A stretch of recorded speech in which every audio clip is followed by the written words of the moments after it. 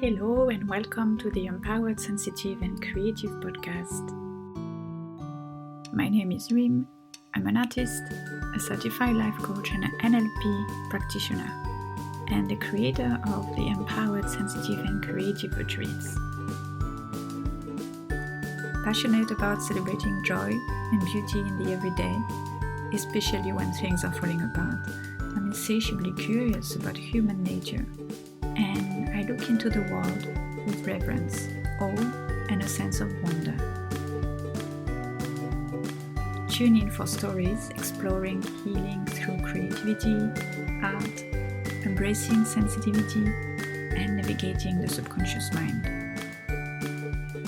I'll talk about the struggles that highly sensitive and creative people face, and share my experiences, insights, and favorite tools along the way. I'm here to empower you to turn what we often deem to be a curse into your biggest gift. I believe that the more we create together, the more we heal the world. So, let's dive in!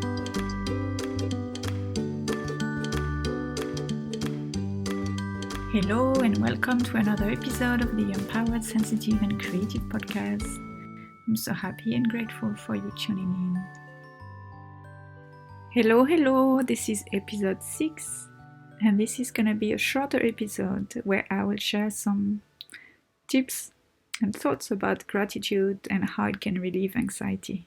This is a message of warning. Cheesy alert, yet another gratitude advice.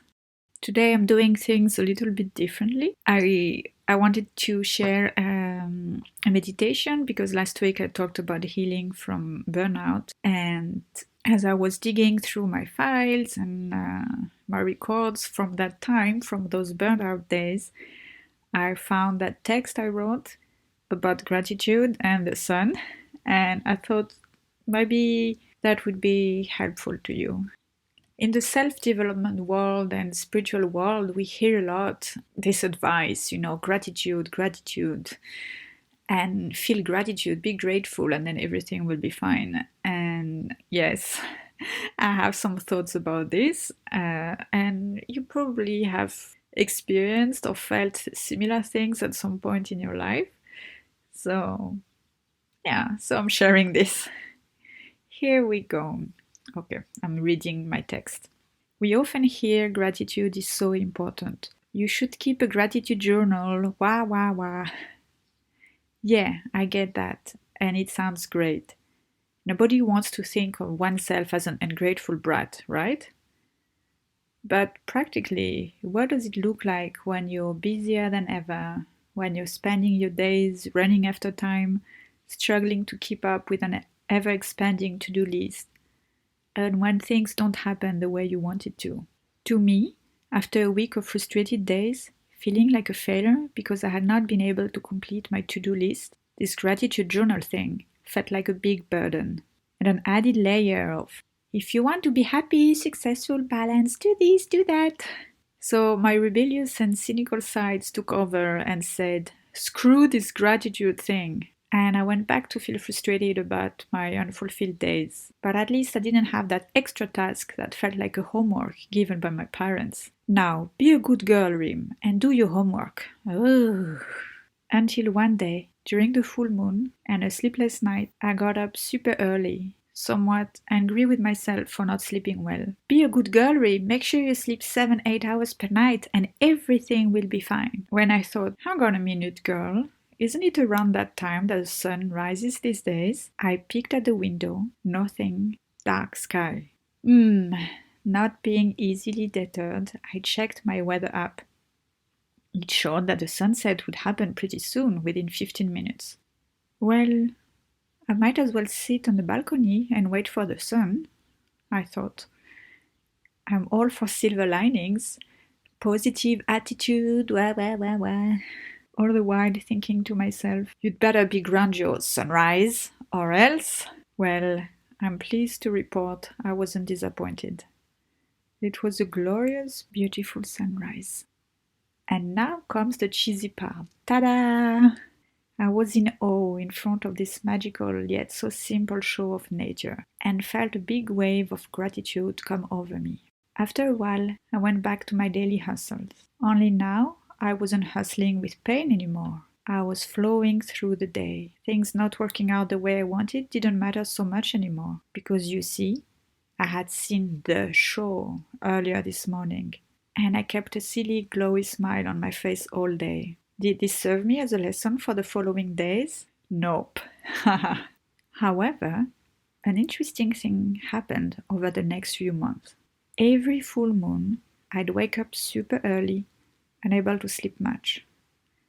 And after my ritual disappointment with myself for screwing up my sleeping routine, I'd remember the sun, and it was always there, on time, rising with calm, peace, and majesty. Another interesting thing happened.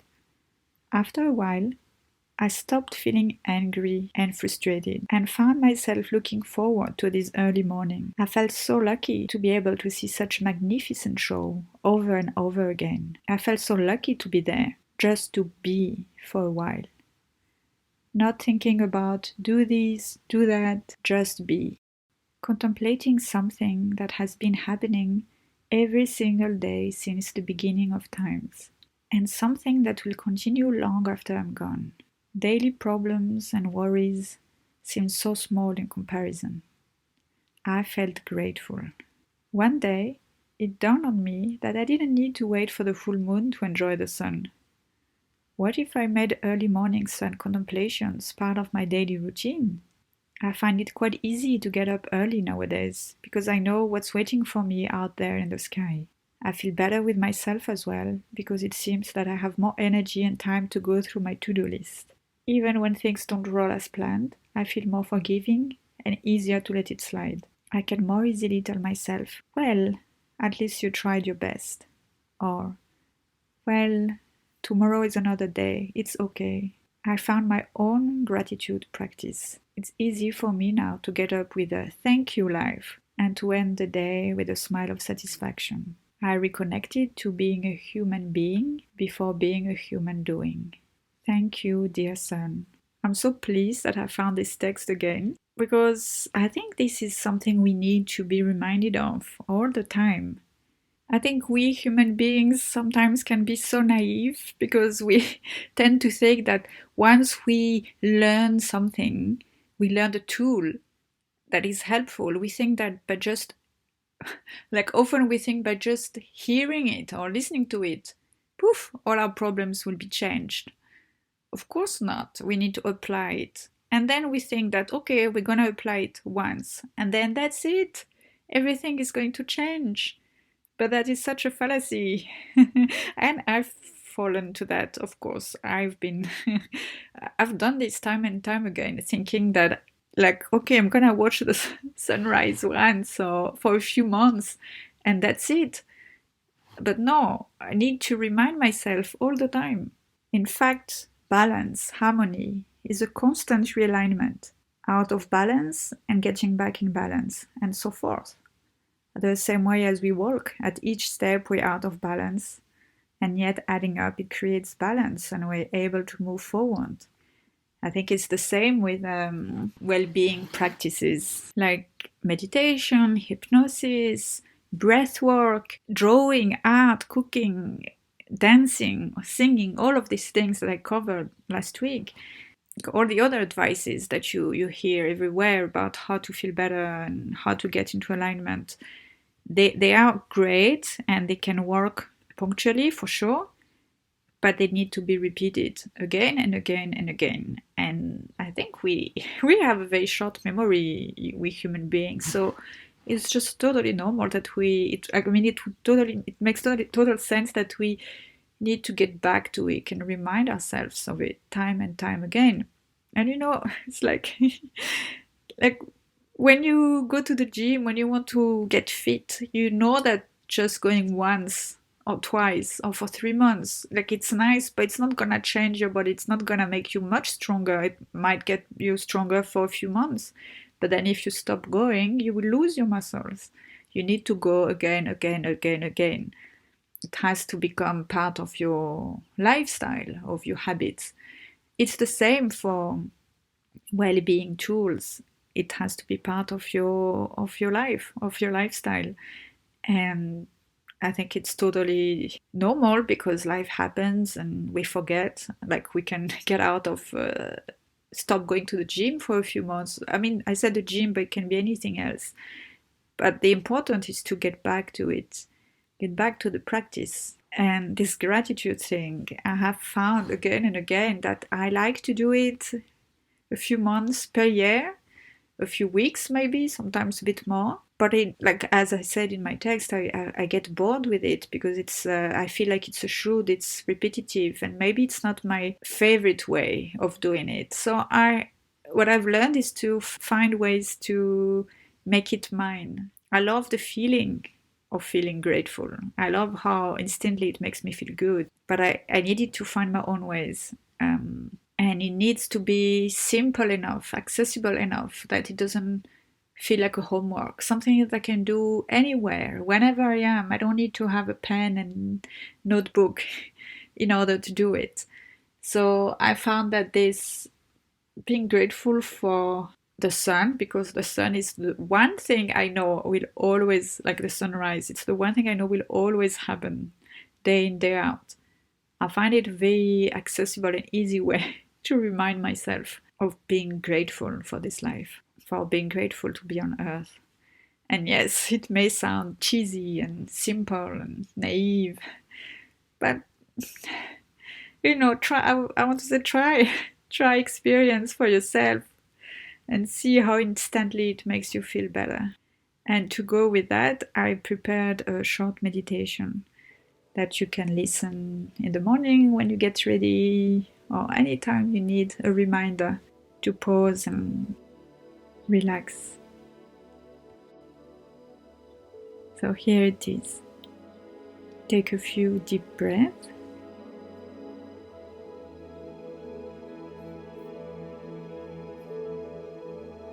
As you're getting ready to start your day, or perhaps you are already on your way to work, or you may still be laying in your bed, remember a time when you were waking up full of energy, with a smile on your face, excited by the day ahead, and when your worries and frustration seemed far away. When did you last take the time to contemplate something that has been happening every single day since the beginning of times, and something that will continue long after we're all gone? Remember a time when you felt so lucky to be here, just to be for a while, not thinking about do this, do that, just be grateful. Certain memories can surprise and delight you. What if you made early morning sun contemplations part of your daily routine? Only you can decide now to get up with a thank you life. It's up to you. You will find it easier to get up early because you know the beautiful show that's waiting for you out there in the sky. I was quite tired when I first started waking up early, but I found that you get more energy and into the rhythm of things as soon as you get into it. And that means you will have more time to go through your to-do list. Even when things don't roll as planned, you will feel more forgiving and easier to let it slide. You can more easily tell yourself, well, tomorrow is another day, it's okay, I've done my best today. Just remember, the sun is always there, on time, rising with calm, peace, and majesty. Thank you, dear sun.